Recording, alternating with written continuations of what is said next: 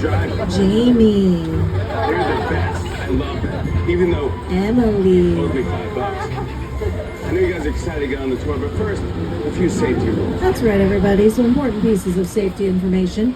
First, if you have a medical emergency or drop something of value off the side of the tram or have any major sound or video issues, reach up, grab that red emergency cord that runs along the center of the ceiling of the tram and return to a seated position. I'll come back to assist you as soon as it is safe to do so. Otherwise, on this entire tour, the studio is private property. You must stay on board this tram. Do not disembark for any reason unless otherwise instructed. Keep your arms, legs, and personal items inside the gates at all times and remain seated. As a reminder, there's no smoking, vaping, or use of selfie sticks allowed. And be prepared, this tour will feature loud noises, sudden tram movements, fire effects, and water effects. Lastly, you don't have to wear your 3D glasses yet. Just hang on to them. I'll tell you when we'll use them later on in the show. Hopefully. All right, you guys are safety spieled. Yay! Okay, let's get started here officially. Let's find out a little bit more about you all on board. Who is taking this tour for the first time ever? Make some noise, my first timers. Hey! A lot of you tonight. Hello. Who's done this before? Where are my 100 timers at? Make some noise. Yeah. Yay, okay, good combo. Looks like some 100 timers might have brought some first timers with them tonight. How fun, my favorite combination. I hope you've all been enjoying what the theme park has to offer with our rides and attractions. And if you look over to your left right now, you can actually see our newest attraction being built right before your eyes. This is a brand new roller coaster coming to us, and it's called Even from Fast nighttime, and it looks Furious interesting. Hollywood Drift. There's the biggest shuttle. coaster to come out to Universal Studios Park closes Hollywood. at 10. And it's going to be opening up in 2026, so I can't wait to ride it with you guys. But if you're looking for some action much sooner, this May you can head over to Orlando to go to Epic Universe, our brand new Universal theme park franchise, opening up on the East Coast. That'll be this May. Now back to here in Hollywood. As you come around the corner on your right-hand side, we have a pretty nifty fire station over here. Not props or actors at Station 51. This is the real deal. So let's give our firefighters a round of applause for taking care of us. Yay! Yeah. They're here 24/7, making sure that we stay safe. And they're named Station 51 after the TV show Emergency. And that show was a fictional series, but it showed kind of the action behind like the ambulances going out and saving people. And it actually inspired a whole generation of people to become real firefighters and real EMTs. So we had real lives saved based on a fictional TV show. And we wouldn't even have that TV show or any of the other movies we've seen over the past century if it weren't for the movie studio. Universal is actually one of Hollywood's oldest studios. We opened back in 1915. And on screen, here are some photos from the opening day. And here's Carl Laemmle, our founder. He had this nifty idea to actually invite people into the studio to watch films being made, get them excited about movies. And back then, it was a walking tour. But in the 1960s, we introduced the Tram Edition, which is what you guys are taking now. We're actually in our 60th anniversary season as we speak, so you're part of literally generations of guests still coming into the studio to learn about the movie-making magic. And these movies are made in this area of the lot that we call the front lot. And as you look around, you're going to see these large black and white buildings everywhere that we call sound stages. The sound stages are about 80 to 90% of all filming takes place. And on screen here are some iconic movie moments that are made right within the walls around us.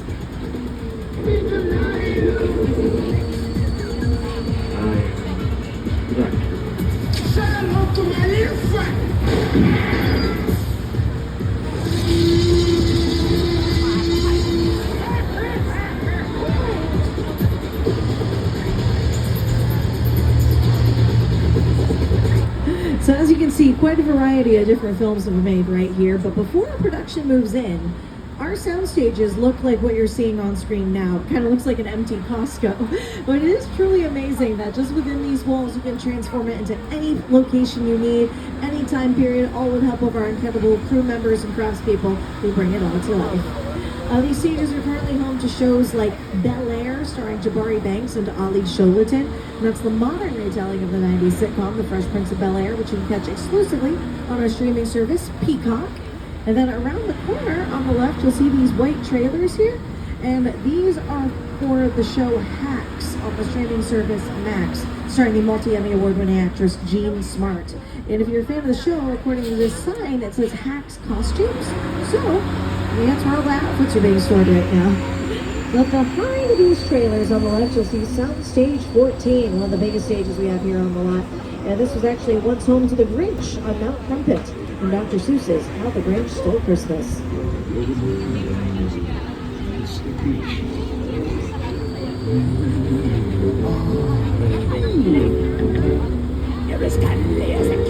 This fantastic world of Dr. Seuss was brought to life 24 years ago. And of course, starred the incredible Jim Carrey as the Grinch. Of course, this is one of many movies that I've shot here on the lot. As we come forward, you're going to see some more sound stages on the right-hand side. Stage 15 is actually where we did a scene from Jurassic Park, the ones where the kids were running from the raptors in the kitchen and they are able to get away when the raptor crashes into its own reflection. And last year on stage 19, we had some scenes from the Academy Award winner for Best Motion Picture, Oppenheimer, with Cillian Murphy. This is where they did the Oval Office scenes. And while Oppenheimer was one of the biggest films we had last year, this year, our current hit is the movie musical Wicked, currently in theaters, and it's directed by John M. Chu. And John actually came here to Universal Studios as a kid in the theme park, and he actually wanted to share a little bit about his experience then. When John came, there was a show that we called the Screen Test Comedy Theater, and that allowed our guests to participate in a little movie utilizing our set pieces. John got to be in a Western that he wants to show you right here. So it's a bank robbery scene, got a few actors here, and then John has his close-up as the little bank teller. Look at him, look at those acting skills. Super cute. And he would grow up to become an incredible Hollywood director, bringing us films like In the Heights, Crazy Rich Asians, and now Wicked. Hey, Studio Tour. You're seeing a lot of behind-the-scenes movie-making magic today, showing you up close how filmmakers, like me, bring our dreams to the big screen. After your tour, the magic of Wicked continues at Universal Studios Hollywood, where you can experience photo ops, props, and costumes from the film, and fun bites and drinks from Shiz and Emerald City. But first, here's a look at Wicked. Come with me to meet the wizard. I'm gonna tell something. This is your moment. Come. If you think that's something to see, are you serious? You're good. Very good. Wicked with a PG. So Wicked is in theaters now nationwide. You can actually go to the AMC on our City Walk location just outside the park, and they actually have some of the costumes on display from the film. And if you're a fan of our leading ladies, Ariana Grande and Cynthia Erivo, you might have seen a pretty amazing photo shoot from Vanity Fair where it looked like they were flying over a city wearing these beautiful outfits. And you want to know where that city was? Right here on the back lot where we're entering right now. Back here we house our Metropolitan sets, which should become any city that you need. On screen here are some examples. Currently this area is home to TV sitcoms like Lopez vs. Lopez, starring George Lopez and his daughter Maya. Films over here on our left in these sound stages. And they're next door neighbors with the new series St. Denis Medical, comedy show with David Allen Greer and Wendy McClendon-Covey. Nice place, huh?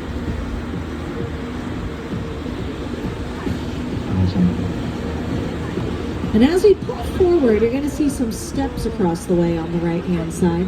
And these steps can be seen in Home Alone 2, Lost in New York, where young Kevin McAllister, played by Macaulay Culkin, is looking for his uncle's renovated apartment. These apartments are also home to Mindy Lahiri and the Mindy Project. And also, this is where little orphan Annie found her dog Sandy in the movie musical Annie, another Broadway show that we've had here. We're going to be leaving this big city behind for just a moment and taking a detour to Hill Valley, California, as seen in Back to the Future. Here's our hero, Marty McFly, looking up at the town's famous clock tower. If you want to look at it, take a look to your left-hand side. It's going to be coming into view in the dark. It does look a little different today. There's something on the front that we call a facade, which is like a mask for a building. And it's covering up the famous columns that you see in the original film. But don't worry, as soon as we take off that front piece, it will look just like it did in 1985. It was actually the back lot of Courthouse Square that inspired the entire climax of Back to the Future. I had seen something at the clock tower on that ledge. It was a ledge about that wide. And I was standing inside looking at the ledge, and I already had vertigo.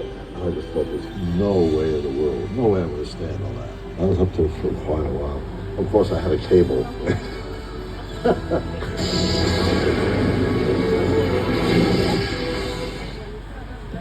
Of course, luckily for Christopher Lloyd, he was able to get back on solid ground, and Marty and him were able to, Michael J. Fox played Marty McFly, they were able to, as the characters, get the timelines all fixed up again, and everyone was super happy about it. Definitely go back and watch Back to the Future. It's still such a fun film today. But now we're going to head back to the big city and officially check out our New York Street. It's one of the busiest areas here on the lot. It's home to music videos like Flower by Jisoo from the K-pop group Blackpink. We also had Lady Gaga's Edge of Glory music video a few years ago. But I'm going to throw the reins over to my co-host Jimmy Fallon so he can tell you a little bit more about our hometown. Hey everyone, welcome to New York. I got my start right here in New York on Saturday Night Live. This is actually my old neighborhood. I once got mugged over there. An old woman, tough lady. This is my favorite hot dog guy. Hey buddy, how's it going? Remember me? No. Just like old times. Gotta love New York City. Hey, I'm walking here. Yeah, it's cool, guys. I was just walking there. So it's not exactly New York, but a lot of times when you see New York in the movies, it was shot right here on the Universal Metro sets. If you can make it here, you can make it anywhere. Even if you make it here on the Universal lot. You can even see this as 1940s New York in Marvel's Captain America, the First Avenger. There's a scene where Chris Evans jumps on top of a taxi and it goes swerving around the corner, and they did that stunt right where the tram was driving. But now time for us to take a little detour away from the city and deep into the jungle. Here's director Peter Jackson to tell you about his epic film, King Kong. It's the original King Kong that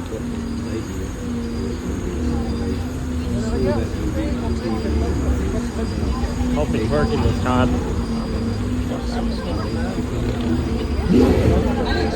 I like films that just take you away from real life. I hope it's working this time. I missed out on it earlier. You're on board the ship, you're sailing to a lost island, you're encountering monsters and creatures from prehistoric times.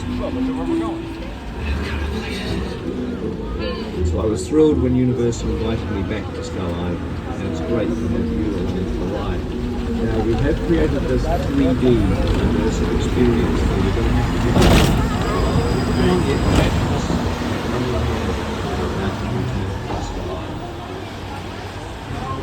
We really put a lot of thought into the character and personality, and he's so much more than a monster.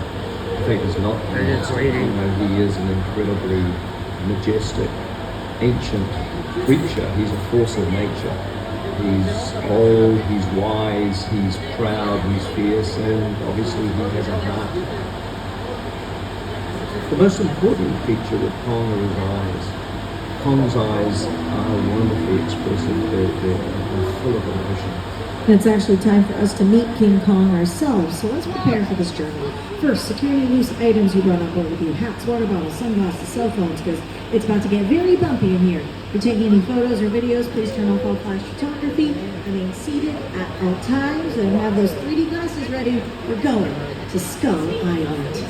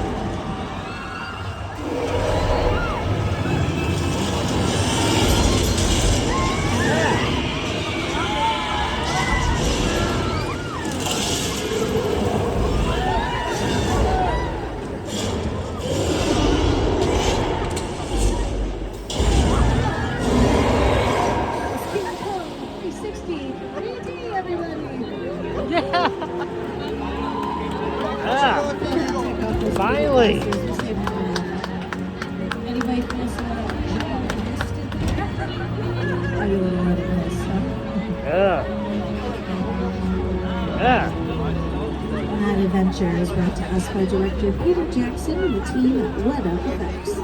Weta is a digital effects company has worked on many films, including The Lord of the Rings trilogy. And last year, they took home their 7th Academy Award for Avatar: The Way of Water. They won for Best Visual Effects. Under our channel, we have a pneumatic system which allows us to move along with the action on screen seamlessly, making this one of the most immersive 3D experiences ever created. This week.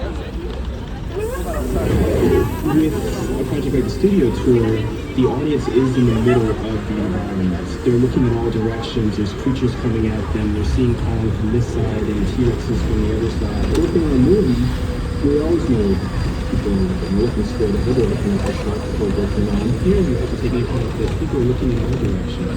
Also, one of the things about this, a lot of times the movies that we're used to working on, there's no cuts because it's one giant shot. It really does serve as a mini prequel to the King Kong film. And at the end of that 3-hour movie, they do end up back in New York City once again. Fortunately for us, it did not take 3 hours to get back to civilization. So we're going to be exploring our metro sets one more time. Talk about some of the new shows that film here. We have American Ninja Warrior, the big athletic competition, the obstacle course. This is actually where they do the LA qualifying rounds. And also the new TED series with the voice of Seth MacFarlane. Hi everyone, Seth MacFarlane here, and I'm excited to share with you a behind-the-scenes look at my Peacock original event series, TED. It's a prequel series set in 1993. That means our skilled craftspeople had to build a high school, a house, and even recreate downtown Boston as it looked back in the day, using exterior sets and facades that you're about to see on the tour. But I should warn you, TED is intended for mature audiences only. So grown-ups, tell the kids to go in the other room before you watch. So all episodes of TED now streaming, and season 2 is in production. But now if you want to look to your right in the darkness, there's a pretty cool monster mural. I'm going to show you on the screen what it looks like in the daytime. It's pretty amazing. This is done by spray paint artist Tristan Eaton. And an instrumental part of the process of designing these murals was getting to go to the Universal Archive. Going there, I got to see in person props from the movies, photos from behind the scenes, original illustrations from those movie posters, all this stuff. And technically, Tristan got his career started by illegally painting billboards and buildings, but eventually he would get his big break and is now commissioned to make these beautiful works of art, just like you see there on screen. There's some other people hoping to make their big break are the contestants on The Voice, the long-running music competition. You believe that we are actually about to hit season 27, and they film across the way in these sound stages you see on the left-hand side, 31 and 32. Last season's coaches include Snoop Dogg and also Reba McEntire, who was working on her TV series, Happy's Place. Now we're going to be taking a turn and going all the way back in time to the Old West. Welcome to a little town that we call 6 Points, originally constructed for the silent film era. We definitely can't leave without talking about our famous cowboys. Clint Eastwood, John Wayne, Jimmy Stewart, and many others have roamed this town.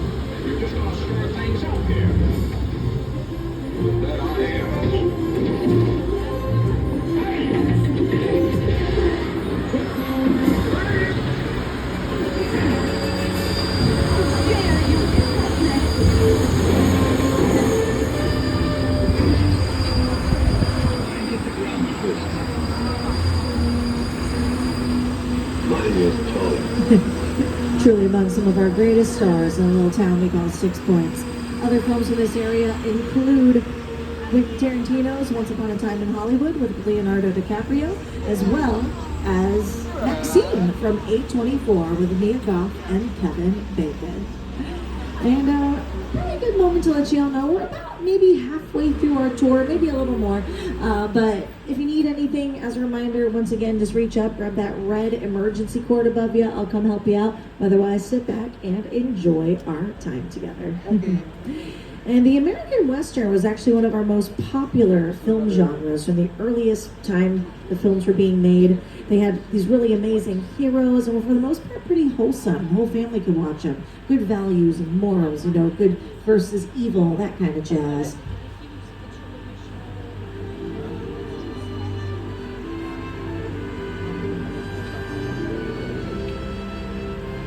But the sun would set on the American Western by the end of the 1960s.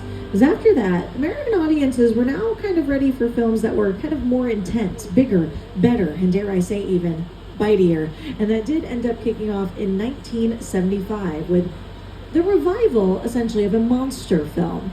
But from the earliest monster films we had, Dracula, Frankenstein, all the way back in the 1930s, they were kind of fun when looking at them at a modern eye. Like, they're really not that scary.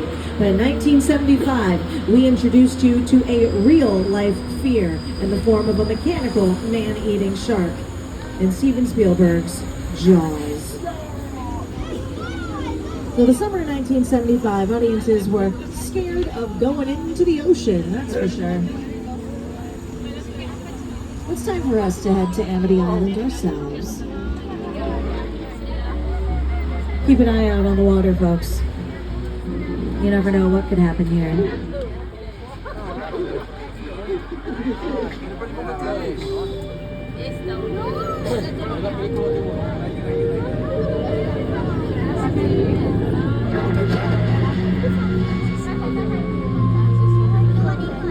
And this scene you're looking at on screen was actually done in somebody's swimming pool. Isn't that interesting? Steven Spielberg was a very young director when he made the Jaws film. He was actually only 26 years old when he signed on, believe that, wow. He was a small-time director. Oh, fireworks, how fun, how beautiful. Anyways, Steven Spielberg was very young, fairly inexperienced. He'd done a few small TV show episodes. He also directed a few small independent films, but for the most part, he was very green to the industry, but very young and very ambitious. So when he made Jaws, he actually ended up being the first director to utilize the open ocean as a set. They filmed on the East Coast around Martha's Vineyard. So what we're looking at right now is actually just a replica of what they made for the movie. So this isn't where the events of the film happened. But that's not to say that we shouldn't keep our eyes out, because you never know what could happen here. Speak of the devil, everybody keep your arms and legs inside the gates at all times and remain seated. We do not want to become shark bait. He's headed right for us. Oh no. Jack, what are you doing? Jack, there's a shark right next to you. You gotta go, buddy. Swim for your life.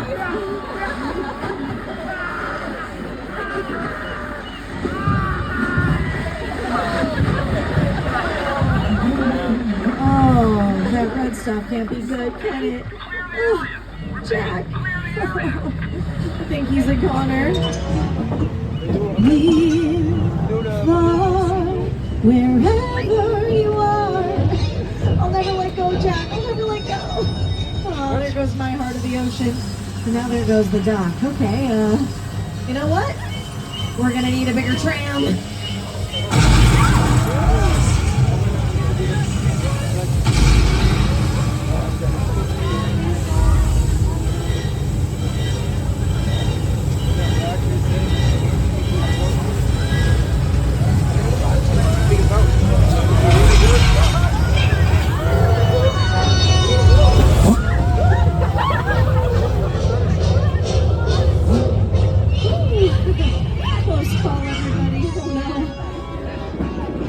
Just a little observation from some of you on board.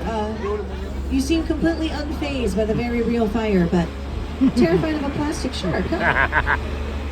Fascinating. But not to worry, he's honestly completely harmless. He's what we call an animatronic, which is like a large robotic puppet. So nothing bad can happen there. He's a very good boy, our Brucey. A little overzealous in his acting sometimes, otherwise quite good. And we're going to leave Bruce in this little beach vacation town behind, and instead, I want to actually tell you about my last vacation I took.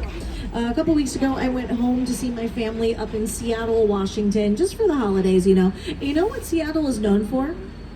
Rain. Yes, and we don't get too much of that here in LA, that's for sure. So when I went home, I was really looking forward to those cozy, wet, rainy vibes. And guess what? There was no rain to be had, and I was like, darn, that's kind of sad. So when I came back to work, I was talking to some of our special effects guys here, and I was like, hey, could you do me a solid? And because I know you guys are so talented, do you think you could make me have a little bit of a rainstorm on the tour? And they said, absolutely, Emily, we can do that. So we're going to give you guys tonight a little rain demonstration here in the Old Mexico area, and I'm going to pretend it's my hometown. So just remain seated, of course, during our entire weather demonstration. All right, they're getting that set up for us. So first we got some speakers and buildings to represent thunder, some strobe effects for lightning, then the best technology in the business for rain. You want to know what that is? Sprinklers! And I bet some of you are going, wow, this is really hard to see. That's actually a problem they run into in Hollywood as well. Rain is translucent, making it pretty difficult for the camera to pick up in the first place. So to make it work in a movie, you have to light it very specifically and then use a lot of it. So this torrential downpour we got going on here is more of a romantic drizzle on screen. Oh, our special effects team, they're so good at what they do. They can make more than just rain. And they're looking to show off a little bit, so keep it flash flood. Take cover, everybody.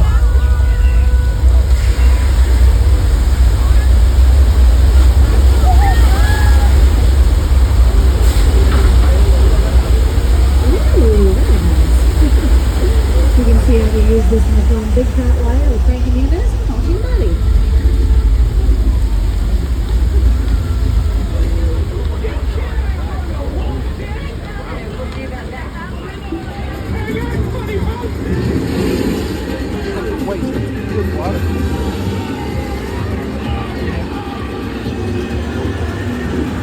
Poor guy, he's getting washed all the way back to Amity Island with the shark. Don't worry, we're not going to go into Jaws again, but I am going to let Steven Spielberg talk about how he brought the attraction to life. The Jaws ride was almost the inevitable result of the size of the box office when Jaws first opened in June of 1975. And that was really the first time I ever got involved in the creation of the ride. It was a great honor to be invited into a greater circle of tremendous designers at Universal. They were trying to figure out how to replicate what the movie had done to audiences in a real way by building a physical shark that would come out of the water and terrify tourists as they were sitting in their tracks. And the most amazing thing about the Jaws ride is it is exactly as it was from the time it was first placed on the Universal lot. There have been tweaks, of course, over the years, but it is essentially what the designers and myself all envisioned and created. And Jaws would launch the career of a then 26-year-old Steven Spielberg, but he actually came here and hung out on the lot when he was just a kid. Teenager, in fact. My career began with my relationship with Universal Studios just as a high school kid on a tour bus. Remember, in those days, there weren't trams, there were buses called the Gray Line Tour Bus. And I was so excited and thrilled to be on the lot. It was my first time ever on a movie studio lot. And during a bathroom break, I hid in the bathroom, and when everybody left to get back on the bus, I waited another 15 minutes until I'm sure the bus left, and then I had the entire lot to myself that day. And in those days, movie lots were so crowded because all movies were made on film lots. Today they're made all over the world, on locations, but most of it was focused in those days, in the 60s, on the film lots. So nobody noticed me when I was going around from soundstage to soundstage, and I really felt, in my own young way, I owned the lot and had the most amazing day of my life. Oh, I love that story so much. And he, of course, grew up to become one of Hollywood's most prominent directors. And folks, it's now a good time for me to let you know we're probably about 15 minutes from the end of our tour. But once again, if you can't wait to use the restroom or need anything, all you have to do is reach up and grab that red emergency cord. Otherwise, sit back and enjoy our time together. And as we come around the corner, we got some pretty cool stuff here. We have what we call picture cars. They're all around us. Lots of fun ones to look at, but one of my favorites is the Jurassic Park Jeep on the left, and then not too far past them are the Fast and the Furious cars. Everybody loves these fast-paced vehicles.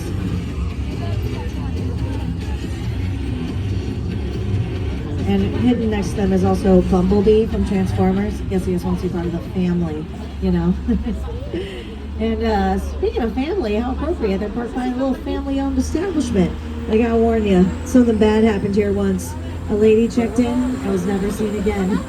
Anybody ever hear of the Bates Motel? Oh, iconic location in Alfred Hitchcock's Psycho. In the film, Marion Crane, played by Janet Leigh, ends up stopping by the Bates Motel on a dark and stormy night. She meets Norman Bates, the handsome young innkeeper, but this would be no love story. Instead, the unthinkable would happen, and audiences would surely be shocked by what they saw on screen. Oh, I wish he'd been out. I wish You're probably watching me. it would have been cool if he had been in today. Let them see what kind of a person I am. Like cold. You might even see Mother upstairs if you look in that window. She's been up there since 1960. Tor's only been here since 1964, so ooh. And actually, her reveal is one of the more shocking elements of this film. It was very shocking for the time period because director Alfred Hitchcock pushed a lot of censorship laws. That meant there were things that you couldn't look at on screen. And he showed you things like violence and blood and the very first flushing toilet. But it definitely wasn't the toilet that freaked people out. It really was all of that subject matter and the reveal of the scary mother at the end. And that's really why this movie set the pace for modern day horror. Oh, you can hear.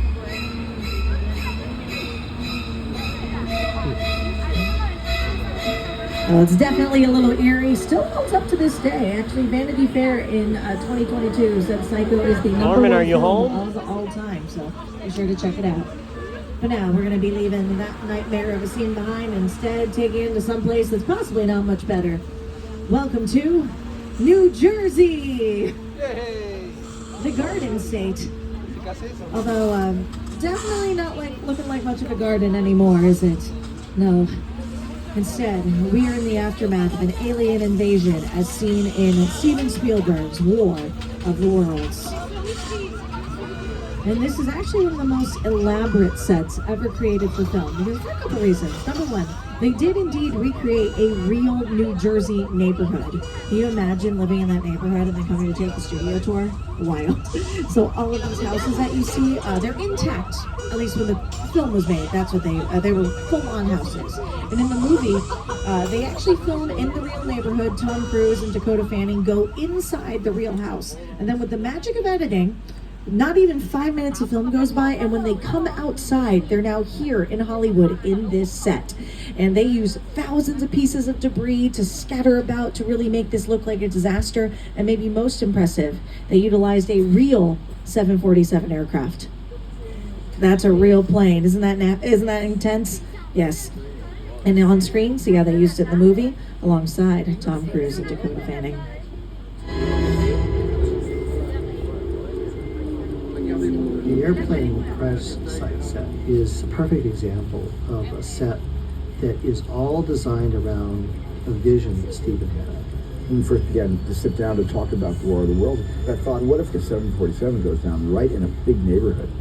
Because it's just something you don't see. You're doing good. You're doing good. Keep your eyes on me. Eyes on me. Now, listen, I want you to close your eyes, okay? Okay. Got them closed? Why?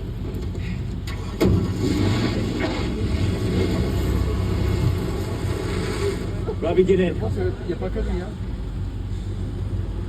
Get in.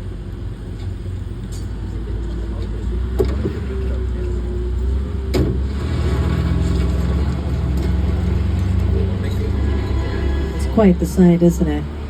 Be sure to take a look to your left to see that tailpiece kind of glowing in the night too.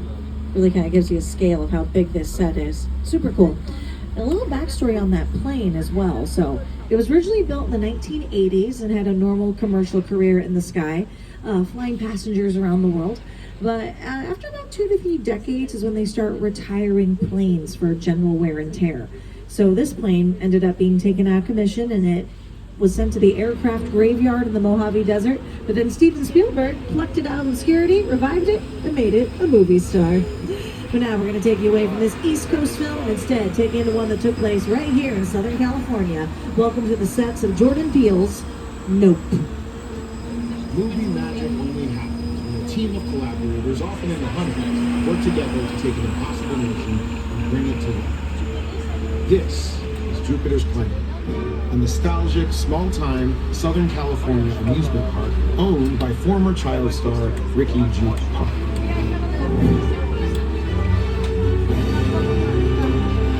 over there look into the winking well and have your picture taken just like the kids in that old 90s movie Kid Show. That's what this whole place is loosely based on. Remember that one? No? Why? A little further down, you can see the brand new Star Lasso Experience, built to showcase an unbelievable new live show. It's not looking so live anymore.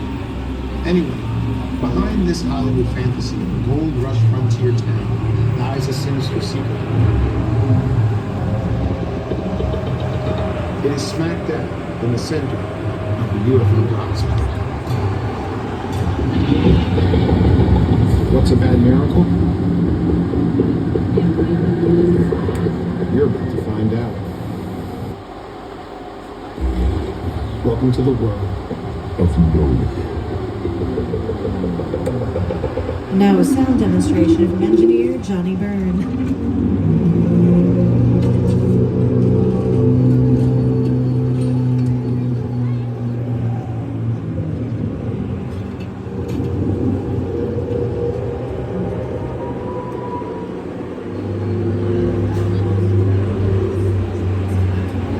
Ooh, ominous, right? You won't find out what happens here. Guess you're gonna have to watch the movie. The next time you're watching a movie where you start feeling some elevated feelings, pay attention whether or not the sound might be doing that, because that's a whole science on itself. But I think I'm pretty freaked out by all of that. So let's get back to the park as fast as we possibly can, maybe with the help of some pretty furious friends who also care about family, if you catch my drift. Tokyo Drift. This might be more serious than I thought. What just happened? This is a secure line. Who are you? I'll tell you who I am, boy. I'm the reason bad guys use a nightlight. I'm the reason the boogeyman begs his mama to look under his bed. And I'm the reason you just lost control of this whole operation. My name is Special Agent Luke Hobbs of the U.S. Diplomatic Security Service. And as of 16.9 seconds ago, I'm the man in charge. Well, okay, we're going to call in some reinforcements here. Everyone say hello to my friend Roman Pierce. Hey, yo! They just got here. All right, I got it. Well, listen, hello, beautiful people, particularly you right there missing the third row. How you doing? You good? My name is Roman Pierce. Pleased to meet you. Buddy Hobbs asked us to stash you with Shaw for a while. So we brought you in our secret spot. We're having a few friends over. It's a little messy, but it's all good. The more the merrier. Especially you right there in that third row. You know what I'm saying? Yeah. So look, see over there? It's Hobbs' urban assault vehicle. Best truck the U.S. government can buy. That work of art back over there is made by my man Ted. Think of it as like a Mona Lisa on wheels. So did you bring it down to them? One job to do, one. Alright, look guys, we're gonna keep Shaw from finding you, but to keep you safe, we need your help. We don't want the syndicate tracking us here, so put away your cameras and turn off your cell phones. One flash or one ringtone could give us away. I need y'all to take this real serious. Okay, pull into the next bay and we'll meet you in there. So like I was saying, the third row, right? The same home. Roman, this is no time for flirting. This is a serious situation. It's okay, folks. Everyone we just met, they're going to make sure we stay safe. So all we got to do is keep it cool, calm, and collected, and be prepared for anything. It's go time. Roman, you're heading in. What you got? Whoa. We're at a party. Okay, unexpected. Roll with it.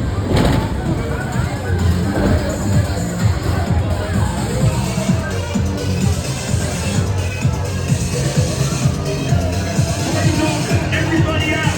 The FBI! Turn that music off!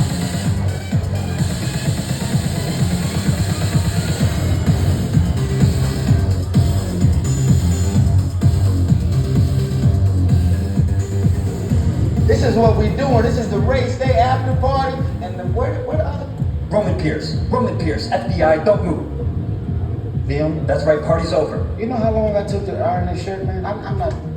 You're under arrest right now. Ladies, just back up a little bit. Got it. It's lightweight.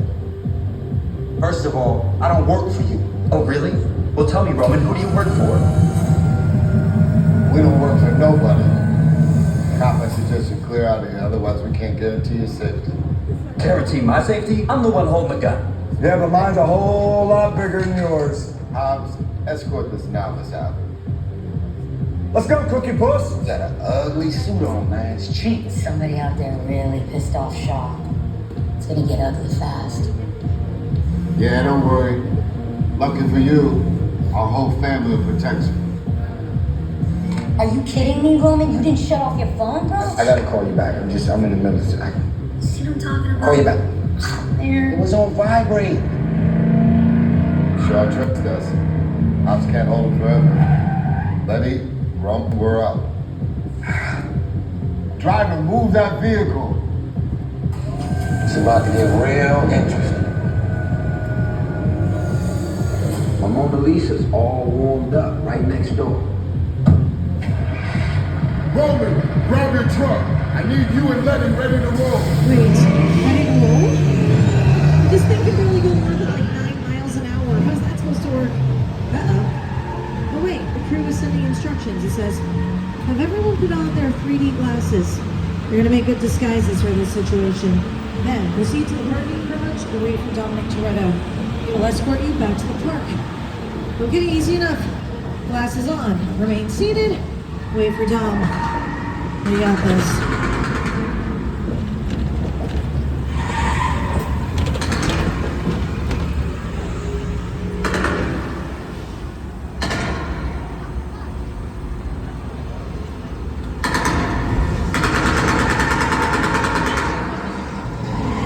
Which one of you is the witness? Speak now or you all get fried!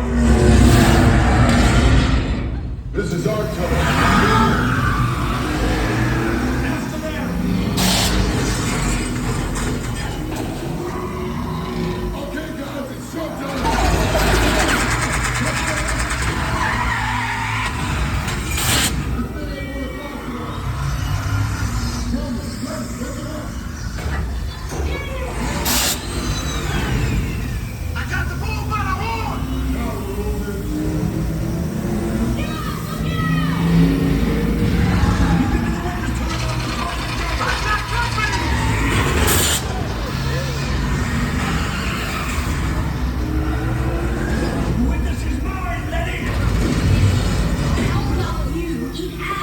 Don't think you're getting away! Where to go, Letty? Drone's lining up the missile shot! Not gonna happen.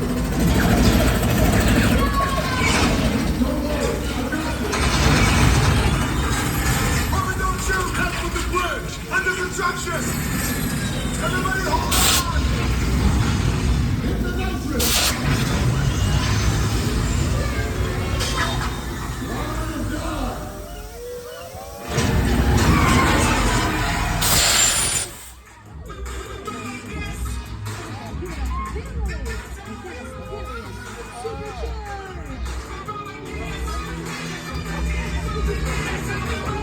You're all done with those 3D glasses. Well, sunglasses, though. Just kidding. That's what I thought. Whatever, go do that. Looks like there's a message from the crew. What's up, guys? Good job, everybody. You protected the witness and you can resume breathing. You know it's crazy out there. You gotta drive light. Now, my Mona Lisa got messed up a little bit, but it's all good. We got through it. Y'all held us down. Appreciate it. They say the bigger the family, the stronger it is. You guys did good out there. And you're welcome to join our crew anytime. That's right. You are welcome to join our crew anytime. And if you'd like to come back as many times as you'd like and become one of our annual pass members, shout out to my APs on board. Thanks for being a part of our Universal family. And if you would like to upgrade your day ticket to an annual membership so you can come back again and again, you can visit the Universal box office or any of the express upgrade kiosks in the park. And what's so cool about the annual membership, I was an annual pass member before I worked here, but you could get like exclusive events, sometimes cute little merch and magnets. And also, if you live in the area or like come here at least 2 or 3 days a year, it makes up for it. Like within 2 or 3 days, depending on the pass that you get, it pays for itself. And then every visit after that is free, I always like to say. So come join us, the annual pass membership, and hang out with us even more. Also, if you want to be hanging out at the park a little longer, Universal is going to be open till 10 p.m. tonight. So if you need some ideas the rest of your day, you can download the Universal Studios Hollywood app. It's got maps, menus, wait times for attractions, mobile ordering, also show times for things like Waterworld, as well as any of the other nighttime shows we have going on tonight. Looks like they had some fireworks earlier. Hopefully they'll set those off again. And right now, we're just waiting for a little bit of traffic. There's a couple trams ahead of us, but don't worry, we're going to have fun. We're going to hang out, and I want to show you a cute little video. Some Universal movie stars who took this tour just like you did. Tour so many times since I was a kid, and I just love it every time. The first time I ever went on the Universal lot, I did the tour. I grew up in Los Angeles, and that was like the place to go and see Jaws. I got my introduction to Universal Studios through the tour, to then to be in the movies and seeing the trams drive by. It's very overwhelming. One of the coolest things actually about shooting for Universal is sometimes you get to shoot on the lot, and then you look over, and it's like there's Jaws, or there's the Flash Flood, and all those trams are riding around. It's the coolest thing ever. 1979. Back then, the tram drivers were a little reckless, a little crazy. There was no restriction on cars going anywhere. We used to drive all over and kind of deal with them back and forth.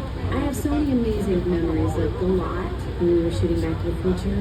Being here brings me back in time, I'll tell you that. When the tram would come through, the tourists would see Michael J. Fox, and they're taking the camera, snap, snap, snap. So one day, Michael J. Fox had his own camera, and every time the tourists came through snapping their pictures, he ran out and he started taking pictures of them. Oh, I would have loved to see those pictures of Michael J. Fox's camera roll.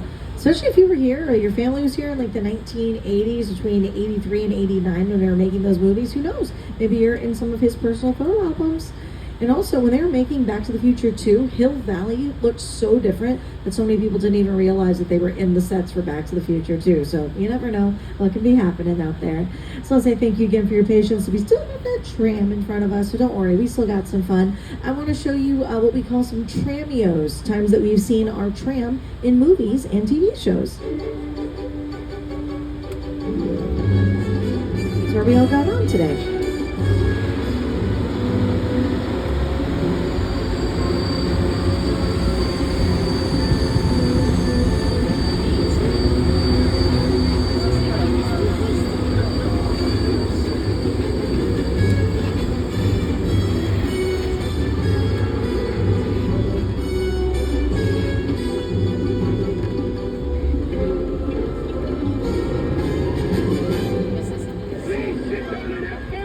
That was never a tour guide uniform in the red. What is that? And now, because it is a little cold, let's get our bones warmed up. Let's sing, let's dance a little bit with some of Universal's greatest musical hits. Bring the noise. Ooh, we're on our way. Yay. Now this is a good moment. Also check the floor, check the seats, make sure you get all your personal belongings with you as they may have shifted in travel. Make sure you take everything with you, including those 3D glasses. You're going to drop them off in the blue bins in the plaza. You'll see them as you step off the tram. But for now, just remain seated until we come to a stop and they lift up those gates for us. Let's give a big round of applause for our driver, Jamie, for taking us around tonight. Thank you so much, Jamie. She's waving back at you. And my name is Emily. I've been your tour guide. If you had fun, make some noise.